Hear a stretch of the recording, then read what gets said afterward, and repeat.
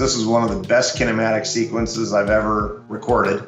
Everything about this thing, the takeaway sequence was solid. The club went first, upper body second, pelvis third, loaded well. Transition sequence was great. Peak sequence and peak timing was great.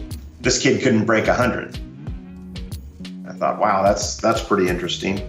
And yet this guy, I started teaching this guy in the 90s, and he's been to 25 different USGA events. A lot of US AMs, a lot of mid-AMs, some senior AMs now, and a US Senior Open. If I was going to rely on the kinematic sequence so much, how do I reconcile the idea that this one's about the best kinematic sequence I've ever seen and he couldn't break 100? And this guy is one of the best players I ever taught. His kinematic sequence doesn't look quite right, yet he hits the ball great, scores great, and really knows the game. And that's where I had to start questioning myself and how important is the kinematic sequence.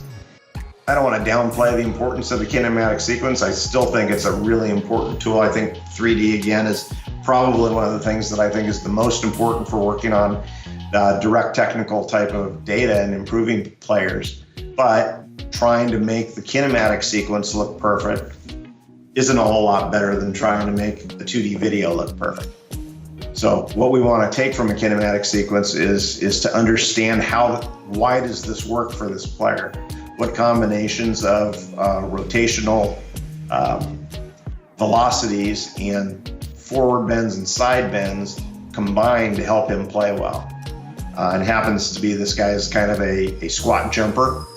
So as he comes down, and starts to jump, he's not going to continue to have rotational acceleration in his segments. We're going to see those tend to level off a little bit. So again, I had to approach things a little bit more player-centric way and not try to fit everyone into that same, this is what we've got to do. We've got to change your kinematic sequence and make it perfect.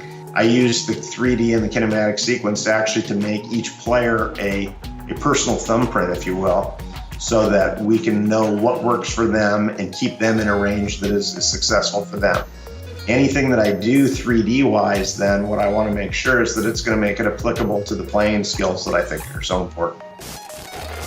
I hope that you enjoyed this quick preview for one of our sessions from the Golf Swing Summit. If you enjoyed this, plus you want to get a bunch of other education from some of the top instructors and biomechanists on what they do and why, check out thegolfswingsummit.com. This is an awesome opportunity to take a look at what's going on inside the minds of some of the leaders in the field.